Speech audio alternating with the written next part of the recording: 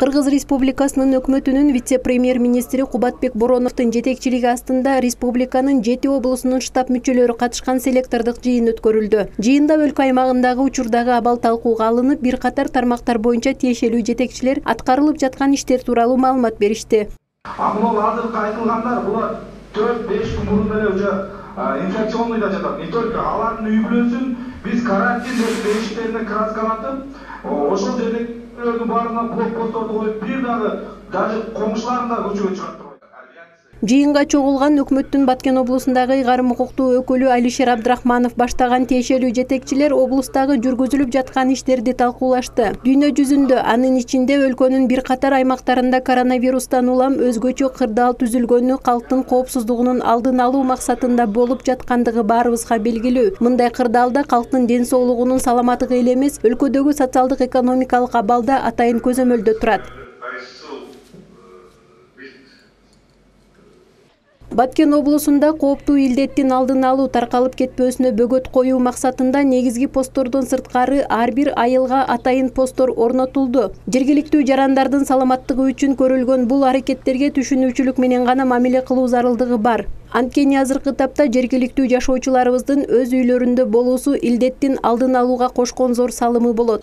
Биздин облуста ушул ЧС кирилгенден берки мына 4 пост коюлган.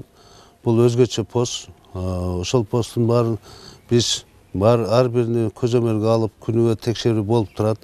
Ал жерде ушул врачтар, милициялар, ушул өзгөчө кырдаал кызматкерлери туруп атышат.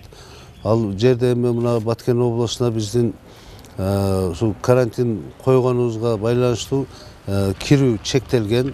Только ушул азык-түлүк машиналар, чоң машиналар кирүүдө.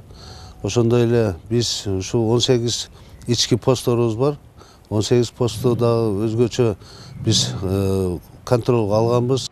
Баткен облусунун бардык аймактарында азык-түлүккө болгон баа туруктуу.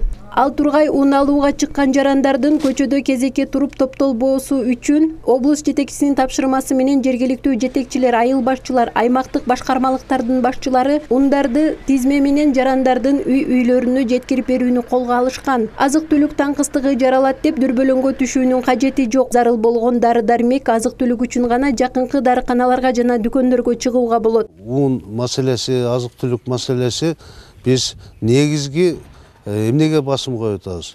Негизгиси ушу үйдө жаткан, мүмкүнчүлүгү чектелген, ооруп жаткандар жана ошондой эле аз камсыз болгон үй бүлөлөргө шаар райондордо ушул портелер менен список менен ушул тизме бар. Ошол тизме боюнча биз ар биринин үйлөрүнө жеткирип берип атабыз.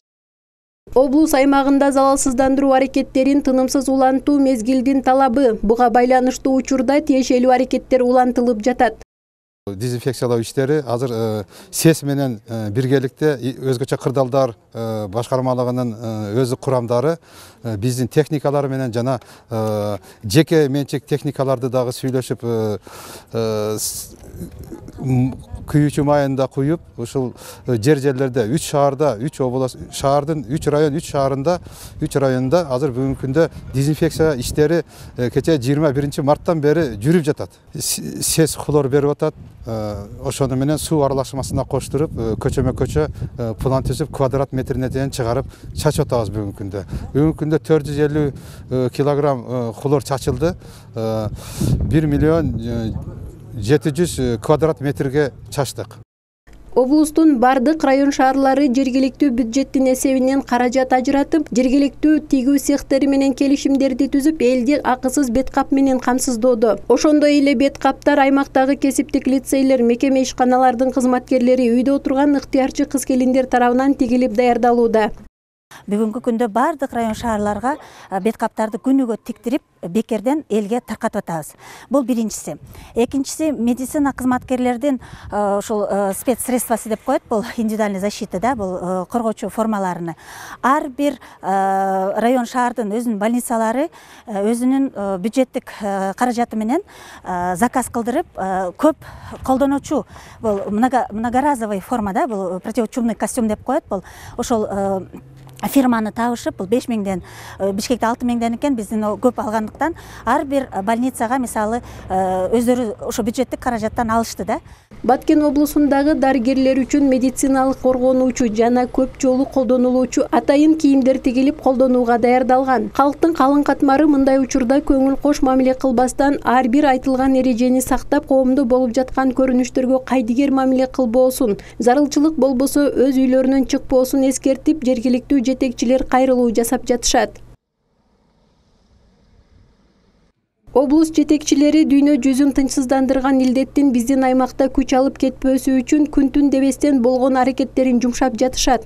Бирок канчалык алдын алууга мамлекеттик деңгээлде аракеттер көрүлгөнү менен жалпы коомчулук тарабынан да түшүнүүчүлүк мамиле болушу абзел.